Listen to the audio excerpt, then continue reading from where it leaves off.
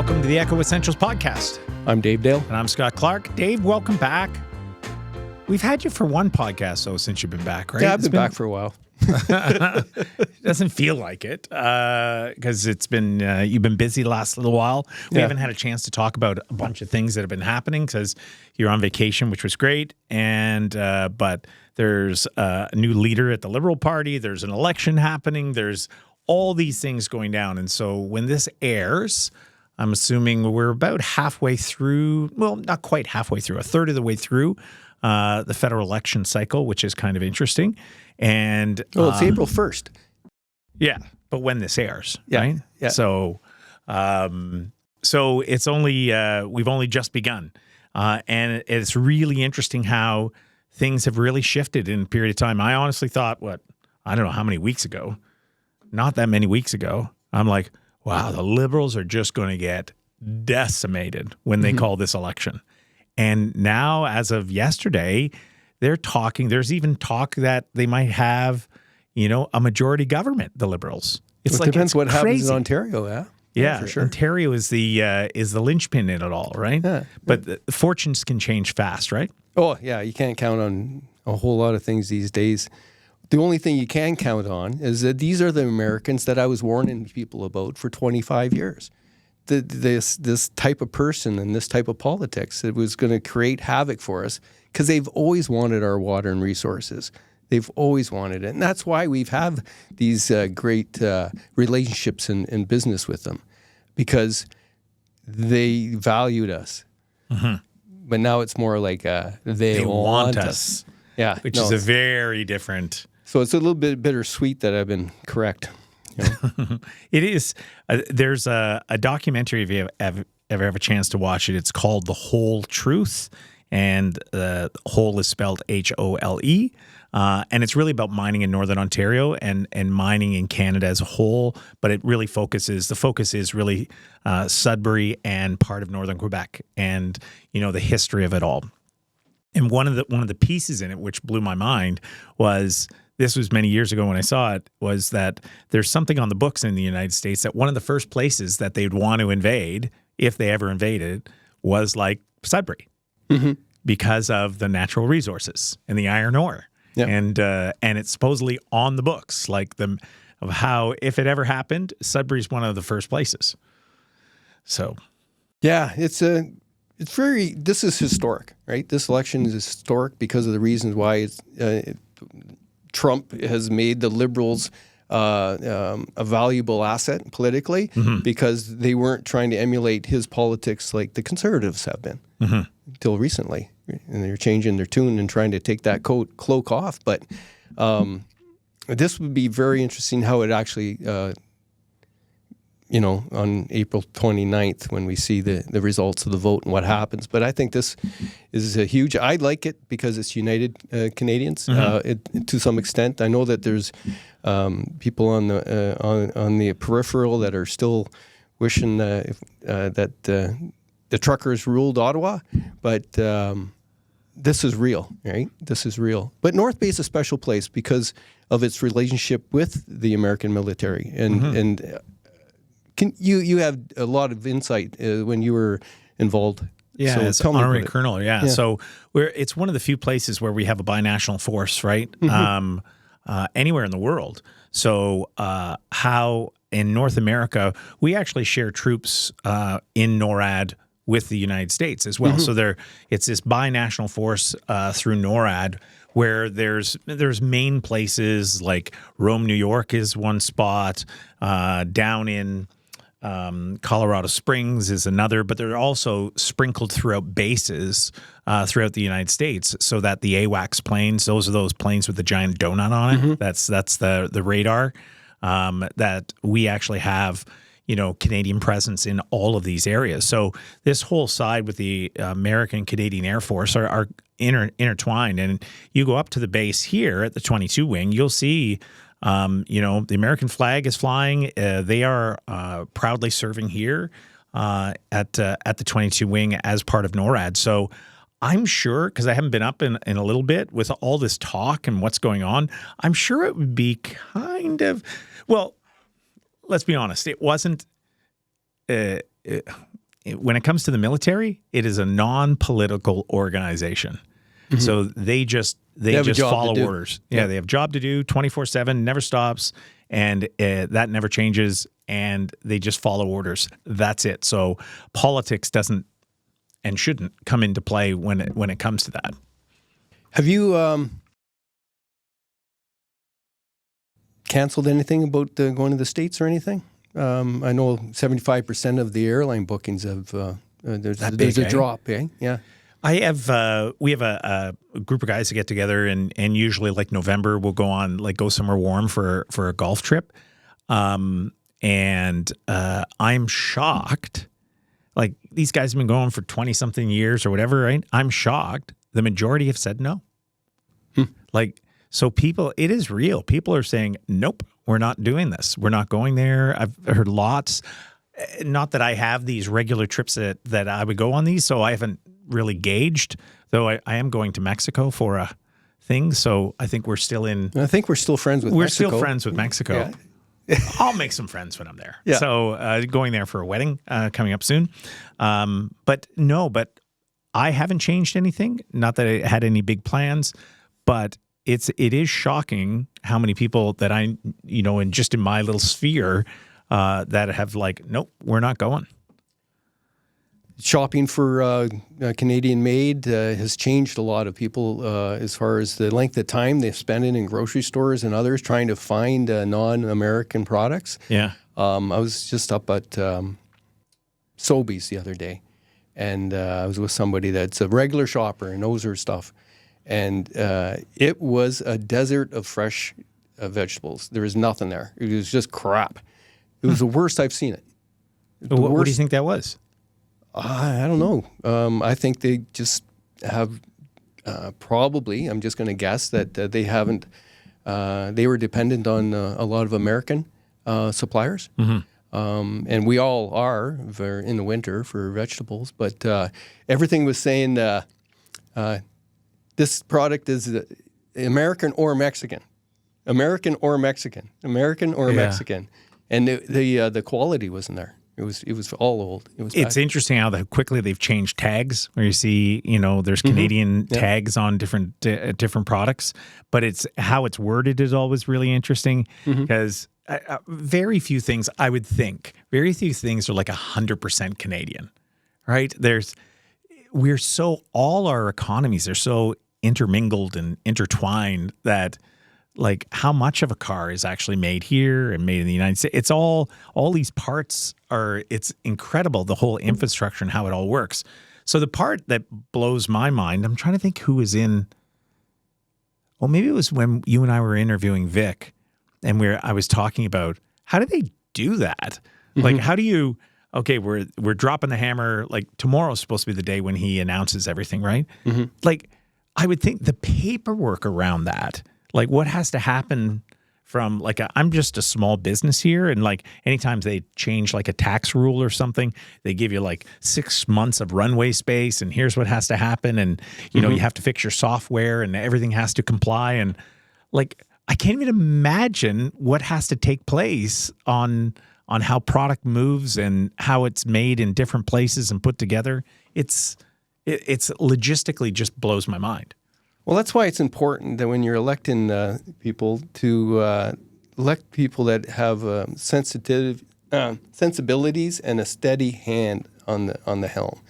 You don't want erratic stuff because erratic markets cost money and jobs because nobody can plan, right? I was just watching some automotive sector union heads talking, and the way we've had this whole auto sector sort of partnership with the states is we have rules that if you're going to sell anything into us, you have to have a footprint here. If you don't have a footprint here, there's other rules you got to follow because that's how we base our economy. But thousands of jobs, right? Yeah, that was when Vic was in here explaining all that, like how quickly it would happen. And it was actually a short time later. I was down in Niagara Falls. And we were waiting to go into this meeting, and I was talking to someone there. And before we're going to the meeting, she was saying her husband works at a parts plant in Niagara Falls. And she said the tariffs were coming in. And if the tariff came in, they were going to lay off 1,500 people. Remember, he said as soon as they hit, it would be tens of thousands of jobs. I thought at the time when he was saying, that's probably maybe a political thing, maybe. When she said this was Hyperbole. one plant in Niagara, and you can imagine that 401 corridor has so many, and it was 1,500 people if the tariffs came in. Because what's the term, Dave, that they use that they never used to stock up all the parts? It's sort of like made to order. Yeah. On-time delivery or something like that. Yeah.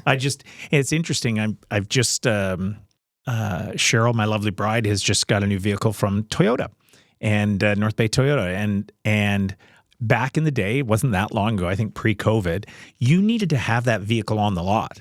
Yeah. And it needed to be delivered. It was a quick turnaround. Now, and there's nothing wrong with this. It's like now you wait. It's going to be maybe a month before we get it or whatever. We're sort of used to that now, right, on delivery. But I think that's probably huge businesses figuring out different ways as about to have all that stock on the lot when life can change in 7 days for these huge corporations, which could take them all down. So I think it's how they build them now and how it's done. And we're a little more patient now to get our new vehicle. Well, you have to be, I guess. Everything's changing very fast. I can see why people are a little stressed and concerned, and it's important. You know who isn't stressed is Maggie Horsfield. She's coming in next. Yeah. And she seems cool as a cucumber. Every time she comes in here, she knows her numbers. She knows, I'm fascinated by her. Well, she's really, actually, from my observation, improved in her ability to hold a conversation with specifics on these issues. She always had, she's very smart. But at first, she was a little bit, my first interview with her before the election, she was a little bit nervous. She kind of didn't have a lot of the details. But now, she's grown into the job really well. How would she, because you've interviewed budget chiefs over the years, many of them, how would she fare in being one of the better budget chiefs? Or does history have to play out first?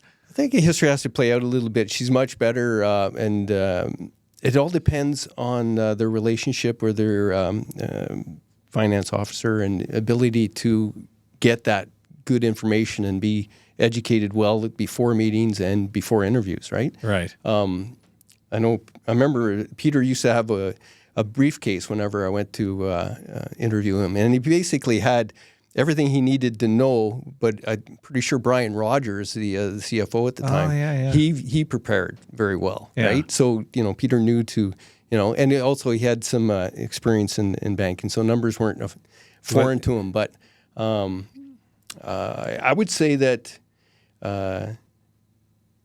she's one of the better interview subjects as far as a deputy mayor goes. Very willing, very open, and available. Yeah. That's good. Well, let's hear from Maggie. And this episode is brought to you by Source for Sports. Hi to Paul and the gang down there for all your sporting needs. Make sure you pop down and see Paul and the team at Source for Sports, proud sponsor of the Echo Essentials podcast. Here's Maggie.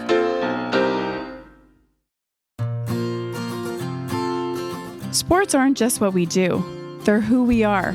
Source for Sports North Bay is your advocate, your local support system, and your biggest fan.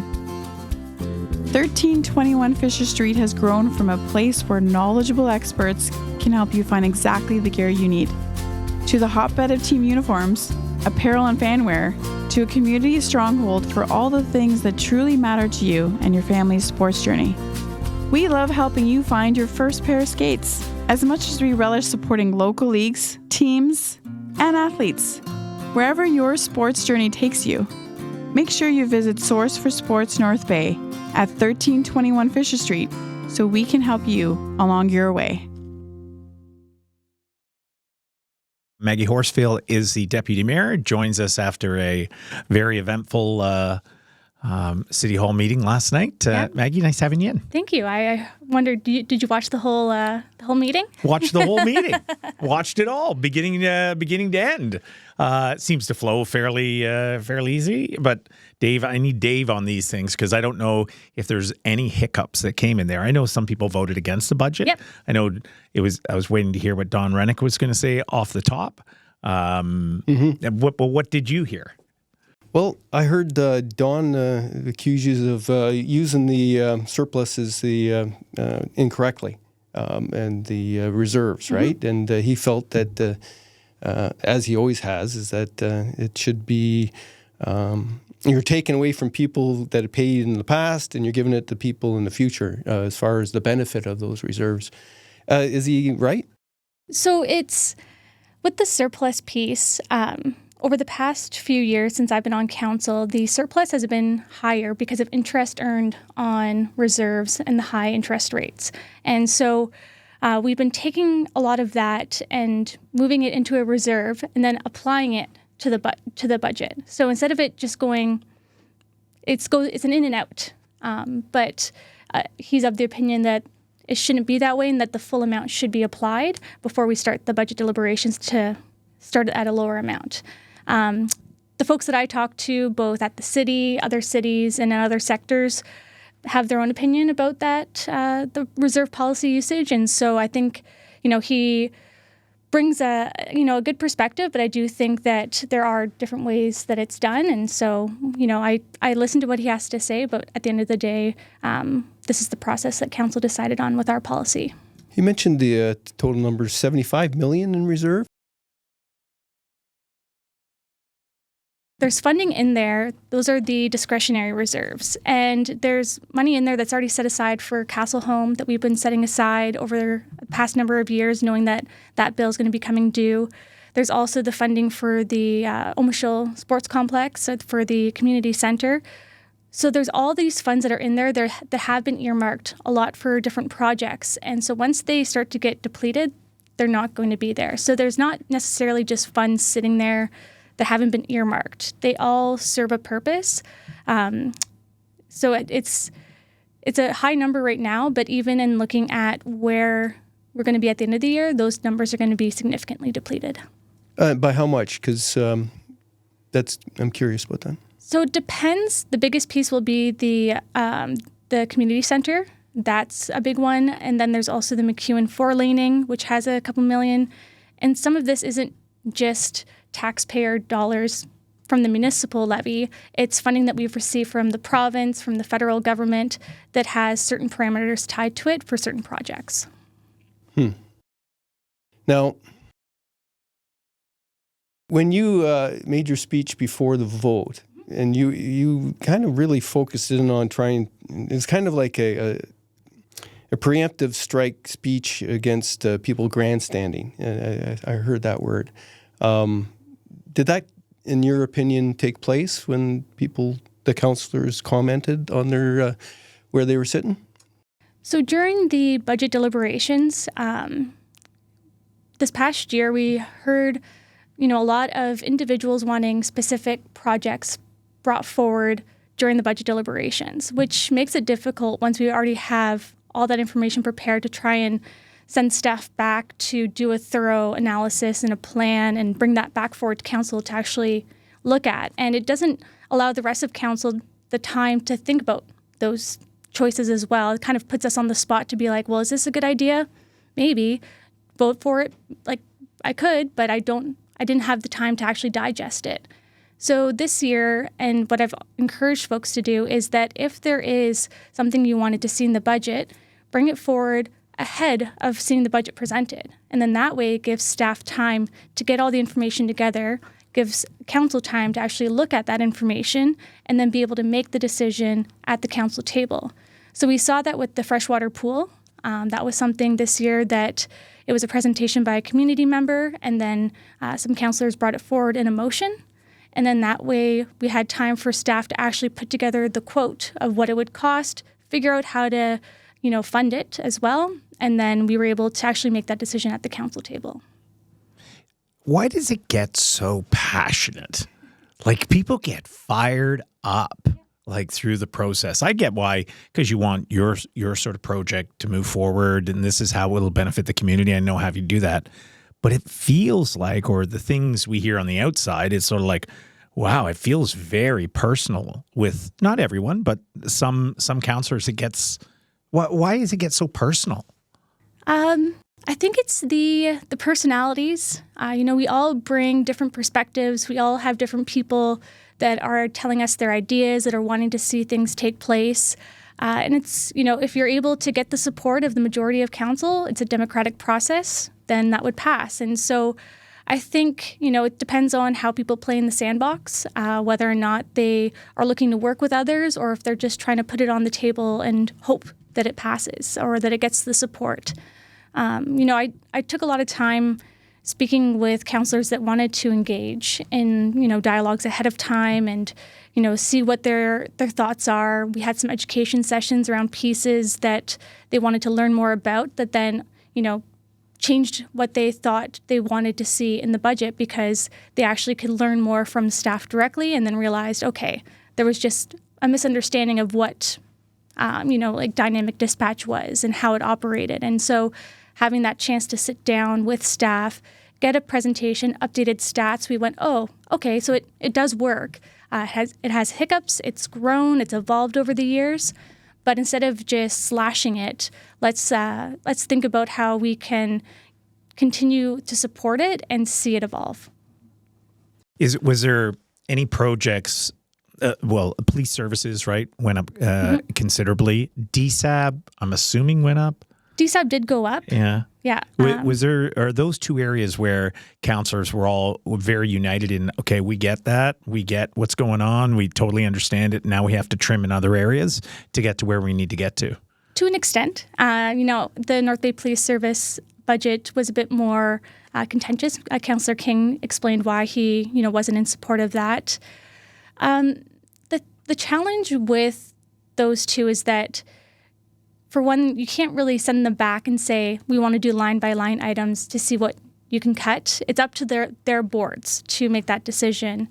And the DSAB does have reserves that they can utilize as well. Then there's a weighted measurement of how it's distributed for their levy increase.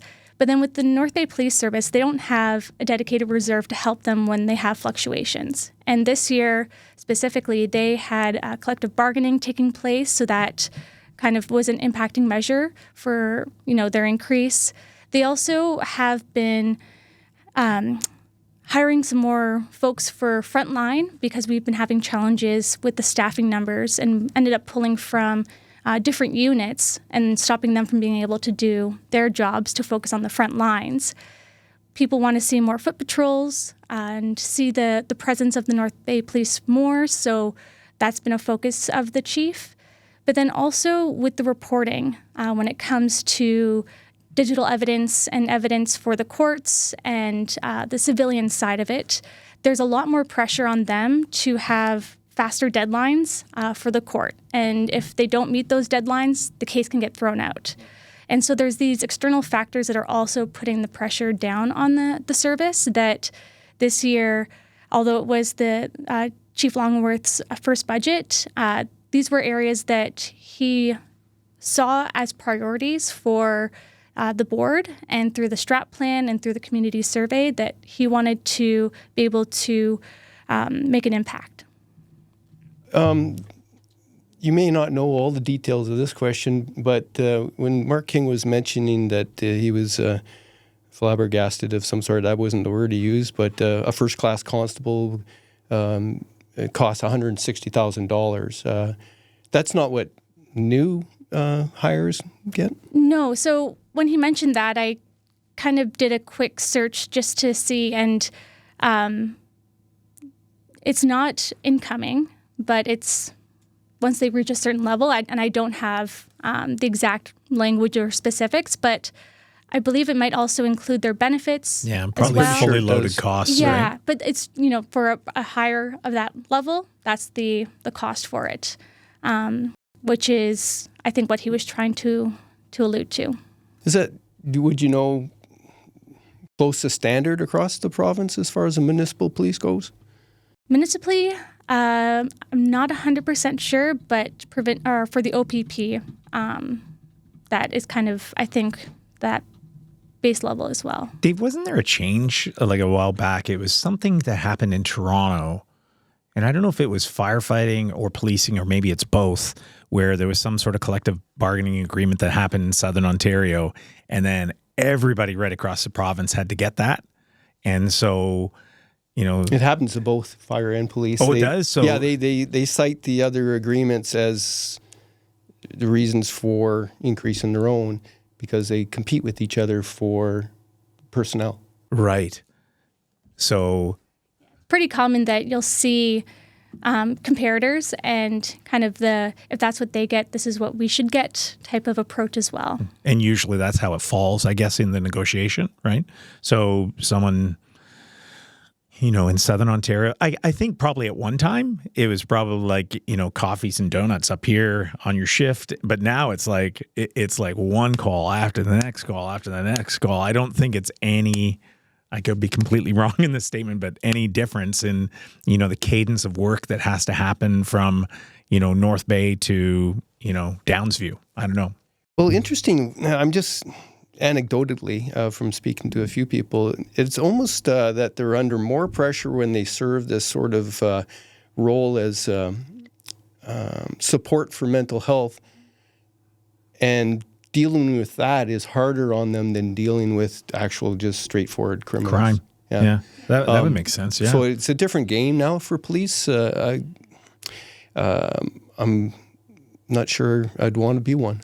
There's, every month at the board meetings, we get the stat reports for the calls. And often the top calls are social disturbances, unwanted persons, and then it will get into actual theft, crime, motor vehicle collisions. And so they often have become this catch-all for, there's someone on my street and I don't recognize them, so I'm going to call the police for them to deal with it instead of checking in to see if this person is just walking down the street or if they're actually causing a crime.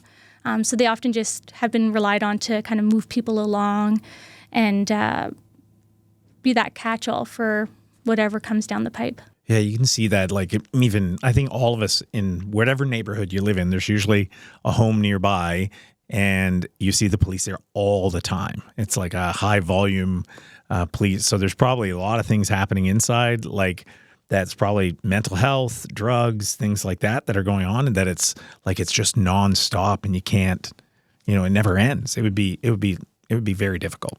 Oh, before I ask a question about the new agreement with the city workers, actually, I just want to share that I was actually a person I know had a situation on an early Sunday morning that there was a 911 call, and the person was dealing with police, and I was on the phone with him. He called me to be on the phone.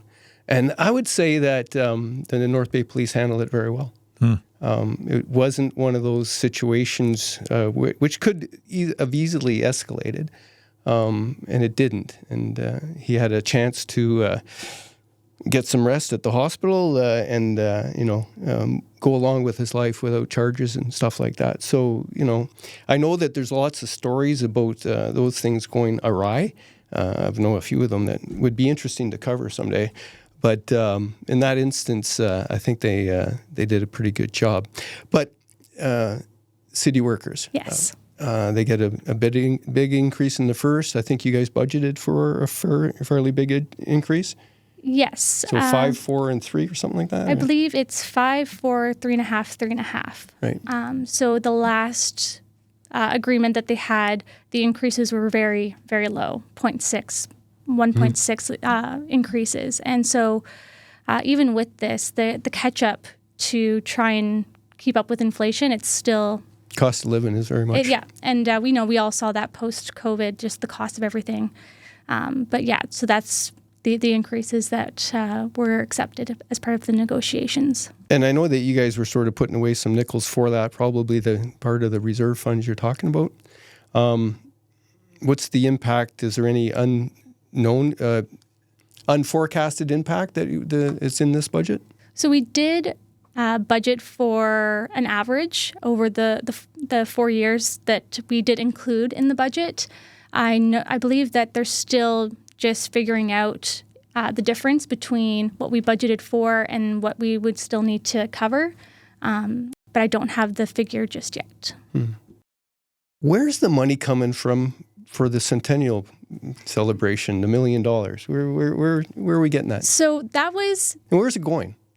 Great question. So 2 years ago, council approved this, that we would earmark funds based on the amounts that were used during the 75th anniversary. And so some staff that were there at the time still have the plans, still have the budgets for when they organized those activities. And so we earmarked similar amounts to go towards this year's celebrations. And so far, there's been, I believe it's $200,000 that was earmarked for community events. So on top of our regular event hosting program, there was additional funding for organizations to have activities for the community throughout the year, and they would be promoted as 100th anniversary events as well. So, for example, this Friday, there's a DVD Club dinner and celebration and a show on the Saturday. They received some funding. So I do believe there was 25 organizations so far that tapped into that. There's funding that's set aside for a legacy project. So there's a subcommittee of the Centennial Celebrations Committee of community members that have been working on a legacy project for us to commemorate the 100th anniversary. So they're still in the works on what that's going to look like. So there's money set aside for that. There's the costs of staffing. So there's a staff member dedicated to the organization of all the events. Funds have gone to support free public skating over the past few months. They're enhancing some other events throughout the year that are typical events. And then some neat ones that are coming up are going to be potential drone shows. So instead of just doing fireworks, seeing if we can get a company in to do some drone shows and displays, which I'm quite excited about because I've never seen one in person. And then the big celebration is going to be August Long Weekend, which is kind of like a North Bay homecoming that we're hoping we can tap into the people that are here, but also get people to want to come back and Any details on that yet? Not that I have, no. I know they were going for a band that they couldn't get. I can't remember the name of it. I just saw a post, and they were hoping for a fairly big name and couldn't get it. Was that with the Block Party? Or Block Party got the Trues, which is pretty cool. Yeah. Yeah. I'm excited for that one. But Yeah. I know that... That's on the 23rd of August, I think. Yeah. Yeah. With the homecoming Civic Long Weekend, we're also hoping for good weather. But I know that they've been trying to tap into some bigger names, and hopefully... Where would they host that now? Now that they've put, I always felt that where they put the basketball courts and the terrain park, which, by the way, I love. I think it's incredible. But I thought, wow, that's too bad, because that was like this perfect amphitheater for large venue things. So if they were to bring in a big event or a big band, where would they put that now? There is Rolly Fisher Field, Thompson Park area. That could potentially, depending on the availability of the setup requirements, could be a space, because it also has the parking. But then also there's that bit of, I don't want to say a bit of space, but a sizable space between the Dion home and the splash pad that, depending on the size of the event, could be used as well. So there's a few places, but I know that we've also kind of been looking at, behind Memorial Gardens to see if that could be a possible venue. And you could use the waterfront still, because all that infrastructure is still there, right? The Kiwanis Band Shell, and yes, exactly, with Or where Heritage the Festival. With Heritage Festival the used train. to be, Yeah. by the train there, because all that infrastructure is there. You got to plug and play, right? I don't think down in the Kiwanis Band Shelter you could plug and play for a large venue or a large Probably event. not as easily, no. Yeah. And April 14th is the official legislative anniversary for the city centennial. What's planned for April 14th? There's going to be a flag raising to mark that day. I do believe that there's also a proclamation being said, but... Is the American flag going up at the same time? Not that I'm aware of. Okay. Yeah. Just checking. I know. Yeah. Okay. Is nothing else going on there, or just There is. I just don't have it off the top of my head. Because that's on the Monday, so it's a regular work day, regular class day for students. So it's probably more an official thing as opposed to like everybody's welcome. I'm assuming. Yep. But it's probably not designed to have everybody attend. So Yeah, it's difficult being on a Monday and in April, and with the weather, we're never too sure. But I do think that's why we also want to try and focus on the Civic Long Weekend, just because it's better weather, a better opportunity to get people to come to North Bay and check things out.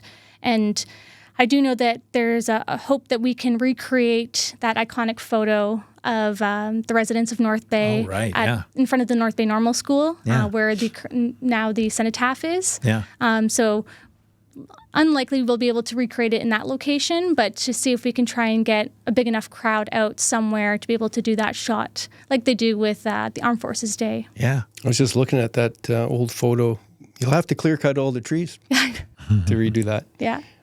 Interesting, the time and the things that have changed. I think the museum has a special historical thing going about the Laurentian Ski Hill and the Railway ONR starting May 8th. I think they're unveiling that, and that's part of the centennial too. Yeah. So a lot of little things just sort of adding up, right? Yeah. Tried to tap into helping organizations come up with their plans. I think they're also doing 100 Years of Music and just trying to focus on that. I know CIM is doing 100 Years of Mining, even though it's been around for a lot longer than that in North Bay. And so that's at the end of May, where they're going to be kind of taking over the waterfront and doing a lot of different activities there. Pulling some big trucks and stuff down there. It'll be fun. It's kind of funny. 100 years seems like it's a lot, but when you start looking at the family connections and there's, people, it's only a couple generations, right? It's not. It's not as long as you think, and you look back at the photos. As we get of what older, people do, as we get older, Dave. It's not seem- as long as you think. Yeah. Yeah, it's we're both almost 60, right? Yeah. So we've been around for most of it. Not in North Bay, though. Yeah. Yeah, it's really good. Any other issues at council? I didn't really see a lot of sparks flying at the council. I thought it was fairly tame. People were able to say their piece. Nobody was getting kicked out. Nobody was gagged. It was civil. And, I think it's okay to have dissent. It's the way that it works, and folks can, not support it, and that's their choice. But then at the end of the day, the majority of council did support it, and so that's the direction we've set forward. And I do think, I welcome that people want to see different things and that they want to see things happen faster. But sometimes, throwing dollars at something to make it happen faster doesn't actually help, and you actually end up having to take some steps back and redo it anyways. And so that's been one of the things I've really noticed with being a part of city council and with the city, like a lot of different organizations, is sometimes it's difficult to really get things moving quickly when you want it to, and you have to be okay with sometimes the slower pace, but to keep pushing and to see the things happen and not to let up. But I think a lot of us would want to see things happen a lot quicker. It's time to Toyota at North Bay Toyota. From the bold and adventurous RAV4 to the fuel-efficient and stylish Corolla Cross to the powerful and rugged Tacoma, there's a Toyota for everyone. Need extra space? The Highlander, Grand Highlander, and Sienna have room for the whole family. Want to go green? Check out Toyota's complete lineup of hybrid vehicles like the Prius, Camry, Crown, and all-new Crown Signia, and more. Wherever you're headed, Toyota's legendary reliability, advanced safety features, and cutting-edge technology will get you there with confidence.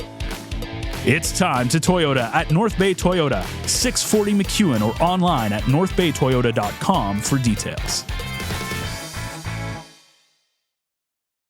What did you think of? It was interesting. It wasn't a real big thing, but day-to-day story on the budget.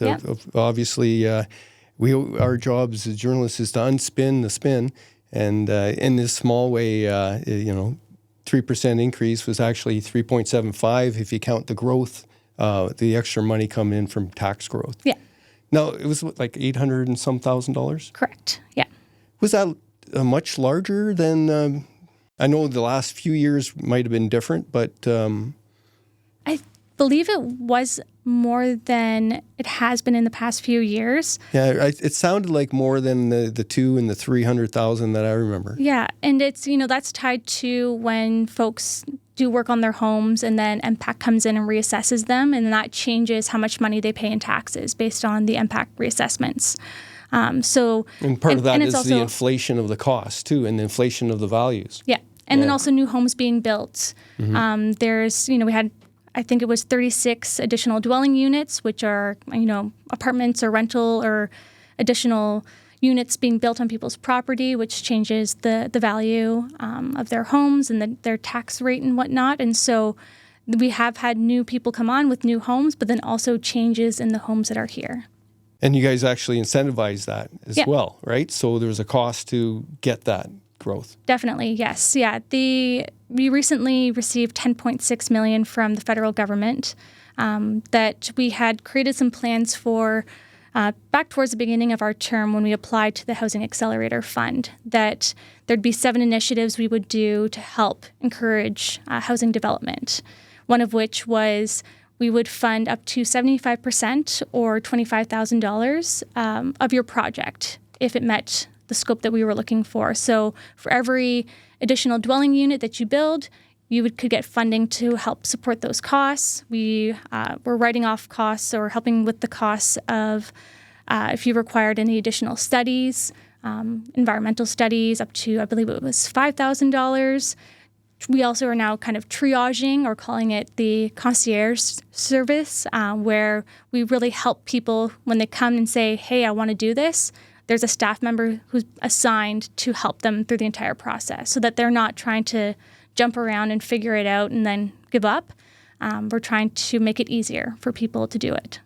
There was a question I had, and maybe this is for you more than you. Sorry. When I was watching your interview on the mental health, there was a statistic that I think Mary Davis said is that the homeless that people see and are 10% basically. Yeah, it's a tiny percentage of the ones that are actually requiring a lot of social services. And then the recent count was about 500 in the homeless district. people in the district. Yeah. So that 500 included homeless in Sturgeon, Parry Sound, and Sturgeon all the way to South Algonquin, Mattawa, and up to Temagami. How are we doing on that file as far as... There's always more we could be doing, but it comes down to the funding. And, we see that a lot at DSAB when we see the portfolio for housing for Ontario Works. It's the amount that we're getting from the other levels of government isn't keeping up with the amount that's required, and that ends up being either subsidized by the municipal tax levy or we can't do it.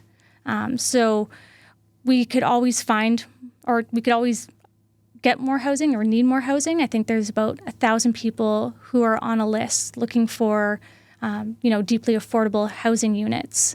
But it's a challenge to find developers who want to do that when the building, atmosphere right now isn't the greatest, and they're also looking for return on their end.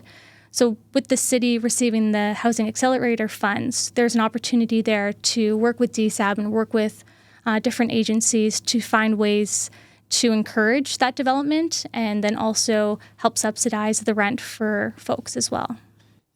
Does Canada play anything into this? I'm thinking that, there was this massive influx of international students that came in. Then the federal government came in and said, nope, we're going to cut that in half.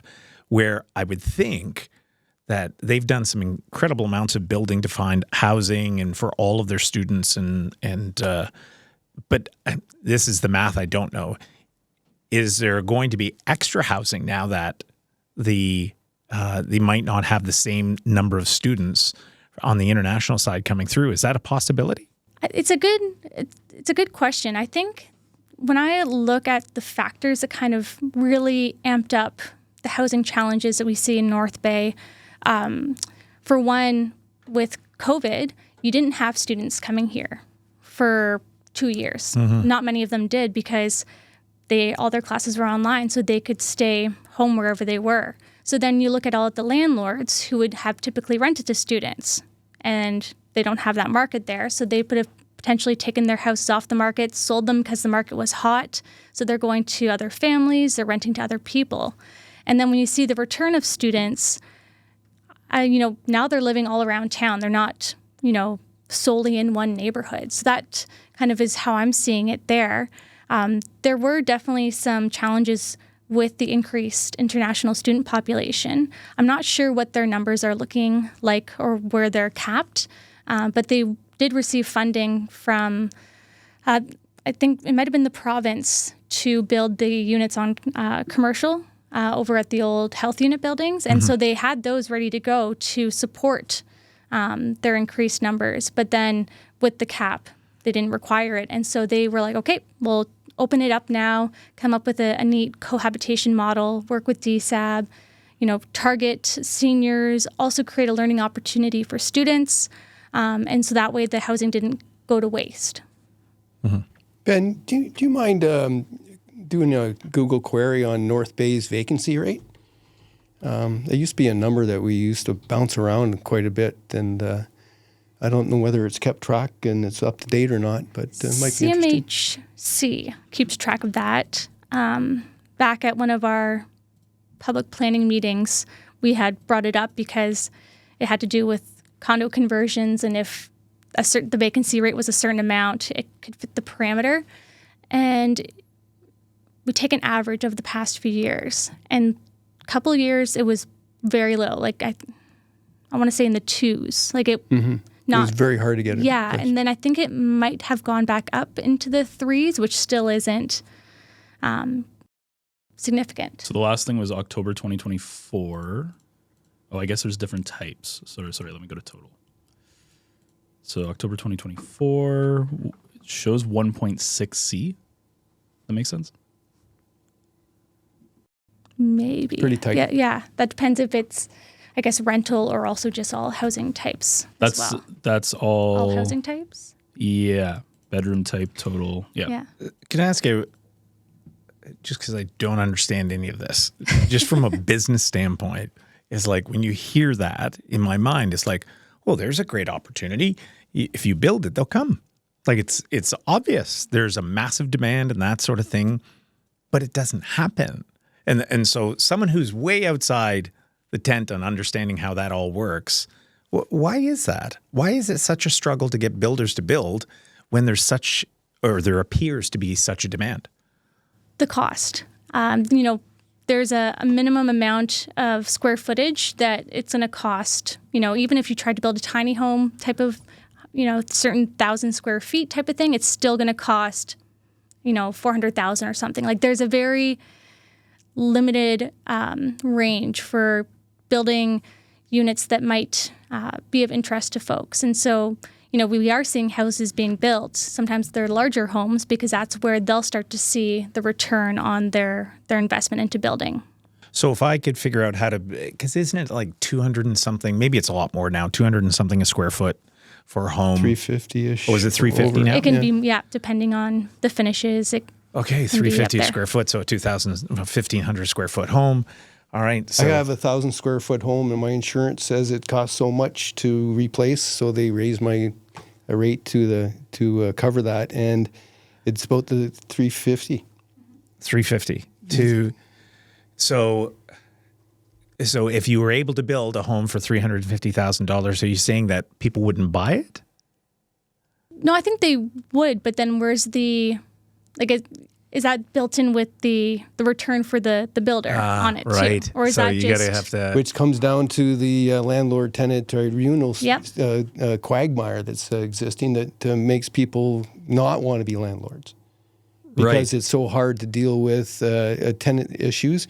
And I'm not sure, I'm sure the tenants wish the quagmire was fixed too, because they would like to deal with landlord issues. But there's a real problem in Ontario with dealing with backlogged complaints of trying to deal with bad tenants or bad landlords. and I have a few friends that do that and have done it, and it was like, I don't think I could do that. The ones I know, a lot of them got out of it. Yeah, They because just said, It goes both sold. ways, right? Like you can have a bad landlord or you could have bad tenants. And also with not having a large option base for, you're looking for a 5-bedroom home and you're currently paying a certain amount, and you know that if you move somewhere else, that's not going to be the rent that you'd pay. You'd pay a lot more. There's not as many options out there, but there's a lot of horror stories out there right now of kind of the challenges of the rental market. Yeah. Try getting insurance if you have to make a couple claims about tenants that have left damage, right? So as a landlord, you need insurance. It needs to be specific for rental, and you have to meet certain requirements. It's cost that go up as you go through it. And then the cost of fixing things. It's hard because rental prices have almost doubled in the 10 years, at least, something like that. But that still doesn't hardly cover it if you have problems. right. It covers it if it's smooth, right? But not when you have problems. Yeah. It's an interesting situation. Anything that you took after this whole deliberation piece? This is your second budget? Third budget. Third budget. How does it rank in the budgets? So the first one must have been super hard. That was you're getting your feet wet. And Yeah, I think the first one was definitely the longer deliberations, more challenging, a lot more questions from everyone around the table because we had a very new and green council. And so there was a lot of questions about, some very specific budget lines to understand it, and the capital projects as well. We have a 10-year forecast, so we know generally the plans for the next 10 years. So when we look at it for the first time, even if we've been keeping up with the, with the budget over the years, we have a lot more specific questions. And so that one was a lot longer, and for good reason too. And then I would say that this one was much more smooth. Still the normal hiccups or, different pieces that we had to navigate. But at the end of the day, like the capital projects, we've seen them coming now for miles. So there's not much there unless you want to say, no, we're no longer doing this one for whatever reason. And then the budget, especially from the city side, it was very lean. There wasn't much changes. There was a number of reductions and a number of savings that we found and that the city put forward. So it definitely was a change from the first budget. I got a quick fact check. Underneath one of the first comments under the Bay Today story was somebody saying, first surprise with the new twin pad is that $2 million cost for the entrance. Is that a surprise? I didn't think it was. No, that's been as part of the budget. Yeah. And it was, planned to take place because that intersection where Booth comes out to Lakeshore, it's so much more busy with the field entrances that having those turning lanes and signalized entrances and the path, that's been part of the plans for a number of years. Weren't you looking at a roundabout right there for a while? I believe the roundabout was actually up. That's what I thought too, but I was talking to somebody and they thought that would be a good place for a roundabout. I don't know if it's wide enough, but it could be. Yeah, I don't know if an entrance to a parking lot, if that's desirable for a roundabout, but I know they were looking at it. Keep rocking and rolling. You're great. Make a great point because you got to keep the flow. And so if it's backed up in a parking lot, that would be bad. Backing up in a So being at a light and having to sort of stop and make a turn makes sense. We've still been advocating for the one at Pinewood Park and Lakeshore because that is a busier one, but it comes with its challenges because it's MTO and working with them. And there's a river running underneath it. Yep, exactly. And there's a hill. Yeah, That'd be a tough one coming off of the exit. So it would be a pretty significant rebuild and expansion there to put that one in. Tractor, trailer, traffic, and Yeah. I get you. Yeah. It's but now that you say that, has there been complaints over the years, which I'm assuming there has, of the traffic coming out of Pete Palangio? Because that's like a 2-lane, right? When that parking lot's full and things are turning, I bet you it's high traffic. That's a busy one too. Yeah. Yeah. Just I would say it's like the schools at the end of the day. There's certain times of the day where don't go near certain schools because they're backed up. Yeah. That's a busy one as well. Yeah. I bet. And then this year we're putting in sidewalks on Wallace. Seymour Street's getting a makeover as well. So construction season is upon us. One last question for you. Was there anything that you wished was in this budget and had to put off yourself? Good question. World peace. Yeah. I agree with my colleagues about wanting to see the organizational review implementation take place faster. But the level of change that we want to see take place, as much as we've all been harping on it for so long, is going to be so disruptive in a good way that change management piece is really important. And so we could just lay it on folks and be like, this is the new way of doing it, get used to it, figure it out as we go. Or we can kind of take that time to map things out. So, I do wish that we could see that move faster, but I also recognize through my own experience the reason why it's pulled out over a 2-year period instead of trying to force it through. Now that you've been, I'll call it a microcosm of politics in a municipal level, and you see what's happening in the United States and the massive change at this level that I can't even imagine, do you sit there and go, what must that be like? Like what's going in these multi-billion or trillion-dollar arms of the government that they're making this massive change so fast with zero planning? It shows how granular we are at the municipal level, but also how front-facing we are with residents, because every dollar you can kind of tie to something, whether it be road or staffing costs in your municipality. But then when you look at, provincially, federally, down in the states as well, just that bigger level, it's, I have an appreciation for it, definitely, and how significant it is and how challenging it is as well, but also how sometimes with just the flip of a switch, that can really change the flow of your funding and the costs and your plans with one decision. Right, with governments for you as well. There's social services going through transformation right now, so how money flows there. There's switches flipping all the time for municipalities, and you have to deal with that. Definitely. Maggie, thanks for coming in today. No, thank you. It's great. Always great having you in here. You're doing a great job in your podcast. Thank you. How do we get on your not we. I mean, how do people find out about or go view your podcast? Where do they go? So the City of North Bay, we have the Centennial Stories podcast, and we're trying to just find another way, like you folks do, to share the things that are happening with the Centennial celebrations. So it's on YouTube, it's on Spotify, Apple Music, on the city Facebook page as well. We pump it out there, and we're trying to just help tell the stories, talk about events. Hoping to get Peter Hanley on there if he's able to come up, or bring him in on Zoom. And that might be a longer form podcast. Well, he's got a new episode. book coming out. He does, yeah. And I just recently interviewed Yvonne Morin, who was on with North Bay with Love about her Jay Saves the Bay book. And just really want to highlight all the things that are taking place over the year. Well, you're doing a great job. Thank you.